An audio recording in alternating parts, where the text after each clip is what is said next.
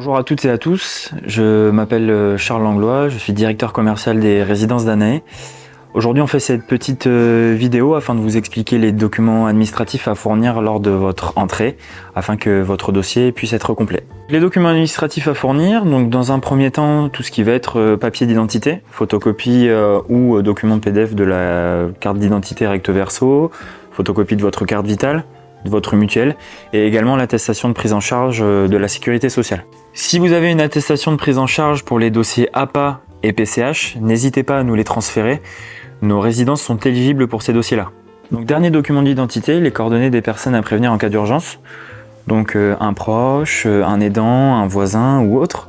Vous allez aussi devoir nous donner les coordonnées de votre cabinet d'infirmier, de votre kiné, médecin ou autre praticien qui nous permettra d'intervenir et de pallier en cas d'éventuelle urgence. Ensuite, document très important pour nous ici, ça va être un certificat médical signé par votre médecin traitant ou médecin hospitalier qui va attester votre niveau d'autonomie et aussi savoir si vous êtes apte à intégrer une résidence service senior.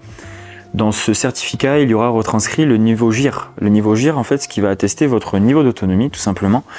Tout en sachant qu'ici, dans une résidence service senior, il faut un GIR compris entre 4 et 6. Ce document, donc, sera complété par la grille d'évaluation d'autonomie, signée également par votre médecin traitant ou votre médecin hospitalier dans le cadre d'une hospitalisation. Au niveau financier, il nous faudra donc le dernier avis d'imposition en cours, la signature du devis.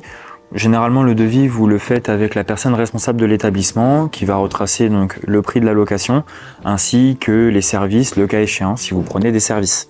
Avant de terminer, si vous êtes sous tutelle ou sous curatelle, il nous faudra le jugement de mise en protection judiciaire, le cas échéant. Enfin, pour terminer, dans le cadre d'une caution, si jamais l'un de vos proches se porte garant de votre appartement, il nous faudra une photocopie recto verso de sa carte d'identité ainsi que son dernier avis d'imposition.